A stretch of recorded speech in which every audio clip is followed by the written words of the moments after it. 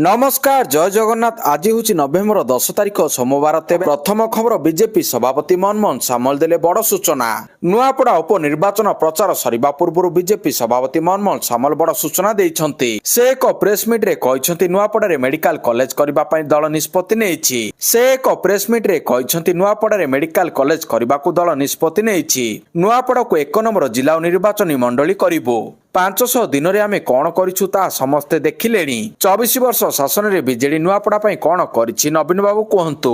नुआपड़ा रे 75,000 मां भौणी सुभद्रा योजना रे उपकृत होइछन्ति। नुआपड़ा रो 45,000 चासी 800 टंका इनपुट सहायता पाइछन्ति। बरगड़ सह नुआपड़ा को रेलवे लाइन जोड़िबाकू जमी अधिग्रहण चलिछि। खरियार रोड रे मध्ये 4 लाइन ट्रैक पई योजना रहिछि। बेआईन भोट चोरी परि शब्दर व्यवहार को निंदा करूछि। परवर्ती खबर आज ओडिशा गस्तरे आसुछन्ति केंद्र मंत्री शिवराज चौहान। ओडिशा आसुछन्ति केंद्र कृषि एवं कृषक कल्याण मंत्री शिवराज सिंह चौहान। आज ओडिशा गस्तरे आसिबे केंद्र मंत्री शिवराज चौहान। राज्य रे कृषकों आय वृद्धि पुष्टिकर सुरक्षा सुनिश्चित करिबा एवं प्राकृतिक कृषि प्रणाली को प्रोत्साहित करिबा पई लक्ष्य रखा जायतिबा गुरुत्वपूर्ण कार्यक्रम रे जोग देबे। कृषि एवं कृषक कल्याण मंत्रालय एक विज्ञप्ति रे कहिछि जे मंत्री चौहान मांडिया दिवस उद्घाटनी अधिवेशन रे मुख्य अतिथि भाव रे जोग देबे। से ओडिशा एवं देशर अन्य स्थान रे बाजरा उत्पादन प्रक्रियाकरण एवं व्यवहार को उत्साहित करबा पई केंद्रर पदक्षेप उपर आलोकपात करिवे। कृषि मंत्री कटकर सदर अंचल गस्त करी क्षेत्र परिदर्शन करिवे एवं चाषीଙ୍କ सहित सीधासळख आलोचना करिवे। परवर्ती खबर आसंता 13 रे बालेश्वर गस्तरे जिबे मुख्यमंत्री मोहन माझी। नवेम्बर 13 रे बालेश्वर गस्तरे जाउछन्ती मुख्यमंत्री मोहन चरण माझी। सरदार पटेल को 150तम जयंती एकता दौड़ रे से शामिल रहिबे। एही अवसर रे नीलगिरी ठारू मित्रपुर पर्यंत एकता पई विराट गणदौड़ अनुष्ठित हेबो। तेबे नीलगिरी परे भोगराई और बालेश्वर शहर रे मध्ये गणदौड़ अनुष्ठित हेबो बोली रविवार खबरदाता सम्मेलन रे एमपी प्रताप षडंगी सूचना दैछन्ती। परवर्ती खबर गुजरात रु 3 आतंकवादी गिरफ। भारतर 3टी शहर रहितिला टार्गेट रे। गुजरात एटीएस और केंद्रीय सुरक्षा एजेंसी मिलित भाव में 3 जन आतंकवादी को गिरफ करिसंती। एही गिरफदारी परे बड़ खुलासा होइछि। गिरफ आतंकवादी मध्य चीन रे एमबीबीएस करिथिबा 35 वर्षीय डाक्टर अहमद मोहिउद्दीन शहीद रहिछि। जे आईएसकेपी सहित जड़ित विदेश रे बसिथिबा कट्टरपंथी संपर्क रे रहितिला। जे आईएसकेपी सहित जड़ित विदेश रे बसिथिबा कट्टरपंथी संपर्क रे थिला। अहमद सह तार 2 सहयोगी मोहम्मद सोहेल एवं आजाद सेफी गिरफ होइछन्ती। एसटीएफ अनुसार एमाने अहमदाबाद लखनऊ और दिल्ली रे आतंकवादी आक्रमण करिबा पई प्रस्तुति चलाइथिले। परवर्ती खबर नवेम्बर 10 अर्थात आज बंद रहिबो मुख्यमंत्री जन अभियोग शुणाणी। नवेम्बर 10 तारिख सोमवार अर्थात आज मुख्यमंत्री जन अभियोग शुणाणी बंद रहिबो। एही संपर्क रे सूचना और लोक संपर्क विभाग पक्षरु सूचना दिया जायछि। सोमवार मुख्यमंत्री मोहन चरण माझी अन्य गुरुत्वपूर्ण काम थिबारु अभियोग शुणाणी शिविर बंद रहिबो। परवर्ती अभियोग शुणाणी तारीख जनसाधारण मानकु संवादपत्र तथा अन्य गणमाध्यम जरिया रे जणाई दिया जिवो। परवर्ती खबर तेज प्रताप को मिलिला वाईप्लस सुरक्षा। लालू प्रसाद यादव को बड़पुଅ तथा जनशक्ति जनता दलर प्रमुख तेज प्रताप यादव को केंद्र सरकार वाईप्लस कैटेगरी सुरक्षा देइछन्ति। केंद्र गृह मंत्रालय आदेश पर सीआरपीएफ तेज प्रताप यादव को सुरक्षा बढ़ाई देइछन्ति। सुरक्षा एजेंसी निकट रे गृह मंत्रालय को तेज प्रताप यादव सुरक्षा ने रिपोर्ट देइछन्ति। एहा परे ही तेज प्रताप को वाईप्लस सुरक्षा दिया जिबाकू निष्पत्ति निया जायछि। परवर्ती खबर बोत्सवाना रु भारत आसिबा 8 चिता। आफ्रिकीय राष्ट्र बोत्सवाना रु खूब शीघ्र 8टी चिता भारत अणाजिबो बोली जणा पड़िछि। इतिमध्ये भारत को आसुतिबा 2टी अंडीरा चिता को धरा जाई गोटिए मास पई क्वारंटाइन रे रखा जायछि। डाक्टरी परीक्षा परे 6 माई चितांक सह एमानकु भारत अणाजिबो। संभवतः आसंता जनवरी रे एही 8टी चितांकु भारत अणाजिबा परे मध्य प्रदेश रे कुनो जातीय पार्क रे रखा जिबो बोली जंगल परिवेश मंत्रालयर जने वरिष्ठ अधिकारी कहिसंती। परवर्ती खबर ट्रम्प परमाणु दाबी पर पाकिस्तान को कड़ा चेतावनी देले राजनाथ। अमेरिका राष्ट्रपति डोनाल्ड ट्रम्प पुणी थरे अंतर्जातीय स्तर रे एक चांचल्यकर दाबी करिसंती। से कहिसंती जे पाकिस्तान गुप्त भाव रे ग्राउंड लेवल रे परमाणु परीक्षण करुछि। सीबीएस नेटवर्क सहित एक साक्षात्कार रे ट्रम्प कहिसंती अनेक देश परमाणु अस्त्र परीक्षण जारी रखिसंती जेतेबेले अमेरिका संयमता अवलंबन करुछि। ए विवृत्ति केवल दक्षिण एशियार सुरक्षा परिस्थिति उपर प्रश्न उठाई नाही बरं भारत एवं पाकिस्तान परमाणु नीति उपर अंतर्जातीय संप्रदायर ध्यान मध्य केंद्रित करिछि। परवर्ती खबर पुणी भोट चोरी प्रसंग दोहराइले राहुल गांधी। मध्य प्रदेश रु भोट चोरी प्रसंग उठाई पुणी मोदी सरकारक उपरे बर्षिले राहुल। कहिले प्रति 8 जनक मध्यरे जनकर भोट चोरी कर କରାଯାଇଛି।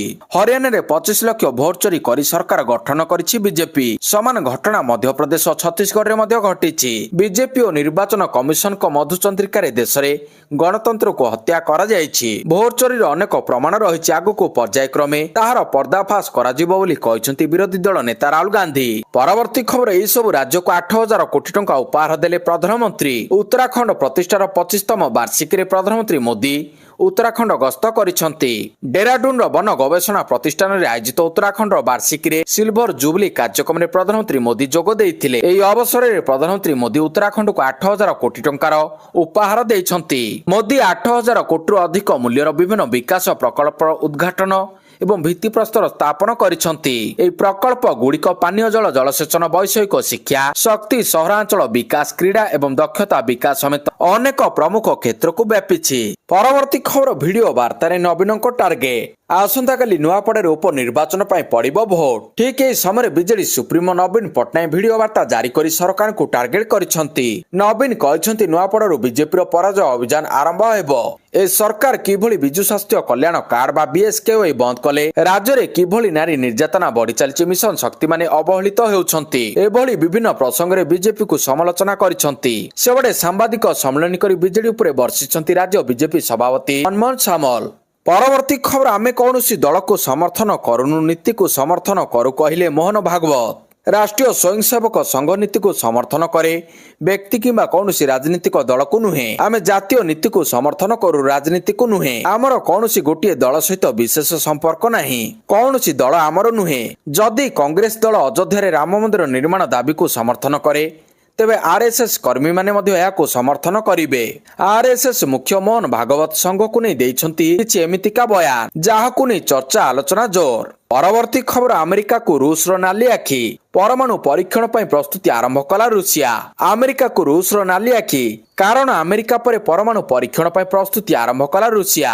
ଆମେରିକାର ରାଷ୍ଟ୍ରପତି ଡୋନାଲ୍ଡ ଟ୍ରମ୍ପ ସମ୍ପ୍ରତି ପରମାଣୁ ପରୀକ୍ଷଣ ବିଷୟରେ କହିଥିଲେ, କିନ୍ତୁ ଏବେ ରୁଷିଆ ଏକ ପରମାଣୁ ପରୀକ୍ଷଣ କରିବାକୁ ନିଜର ଇଚ୍ଛା ପ୍ରକାଶ କରିଛି। ରୁଷିଆର ବୈଦେଶିକ ମନ୍ତ୍ରୀ ସର୍ଗେଇ ଲୋଭ୍ରାଇ ଶନିବାର କହିଛନ୍ତି, ରାଷ୍ଟ୍ରପତି ଭ୍ଲାଦିମିର ପୁଟିନଙ୍କ ନିର୍ଦ୍ଦେଶରେ ରୁଷିଆର ପରମାଣୁ ପରୀକ୍ଷଣ ପାଇଁ ଏକ ପ୍ରସ୍ତାବ ଉପରେ କାର୍ଯ୍ୟ ଆରମ୍ଭ ହୋଇଛି। ପରବର୍ତ୍ତୀ ଖବର, ନୂଆପଡ଼ା ଉପନିର୍ବାଚନରେ ମୁତୟନ ରହିବେ ଭାରତୀୟ ବାୟୁସେନାର ବିମାନ। ନୂଆପଡ଼ା ଉପନିର୍ବାଚନରେ ବ୍ୟବହାର ହେବ ବାୟୁସେନାର ବିମାନ। ପ୍ରଥମ ଥର ପାଇଁ ରାତିରେ ଗୋତାମ ଏୟାରଷ୍ଟ୍ରିପ୍ରେ ଅବତରଣ କରିଛି ବାୟୁସେନାର ବିମାନ। ପ୍ରଥମ ଥର ପାଇଁ ରାତିରେ ଗୋତମା ଏୟାରଷ୍ଟ୍ରିପ୍ରେ ଅବତରଣ କରିଛି ବାୟୁସେନାର ବିମାନ। ନୂଆପଡ଼ାରେ ଉପନିର୍ବାଚନରେ ସାମିଲ ପୋଲିଂ ପାର୍ଟିଗୁଡ଼ିକୁ ସହାୟତା କରିବ ଏହି ବିମାନ। ସୁନାବେଡ଼ା ଅଞ୍ଚଳ ମାଓବାଦୀ ପ୍ରଭାବିତ ହୋଇଥିବାରୁ ବୁଥ୍ ପାଇଁ ପରିବହନ ନିମନ୍ତେ ଭାରତୀୟ ବାୟୁସେନାର ବିମାନ ଉପଯୋଗ କରାଯିବ।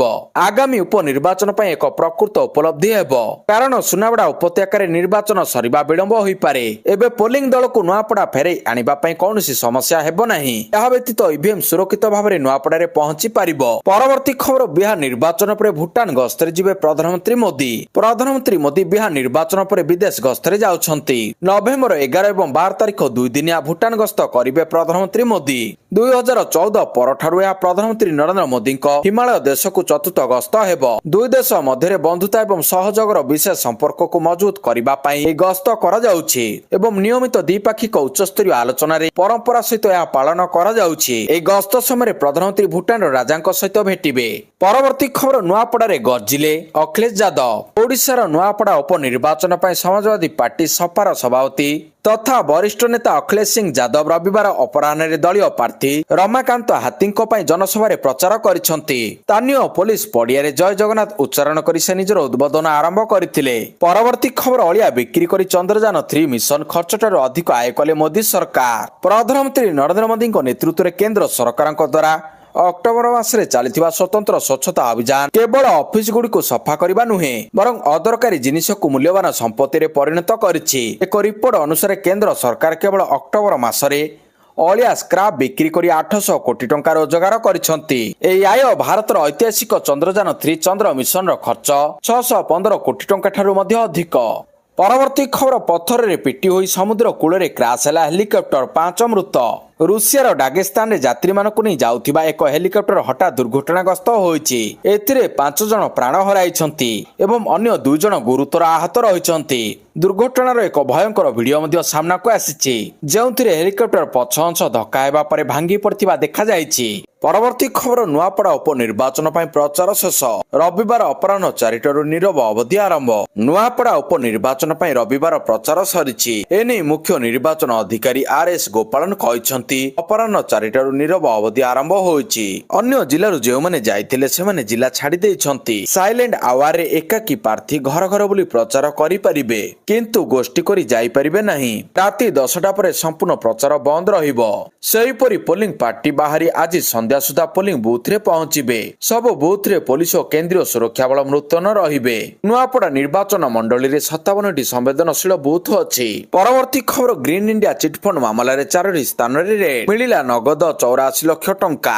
ଗ୍ରୀନ ଇଣ୍ଡିଆ ଚିଟଫଣ୍ଡ ମାମଲାରେ ଇଡିର ଚଢାଉ। ମାଲିକ ପ୍ରଦୀପଙ୍କ ଘରୁ ମିଳିଲା ନଗଦ 84 ଲକ୍ଷ।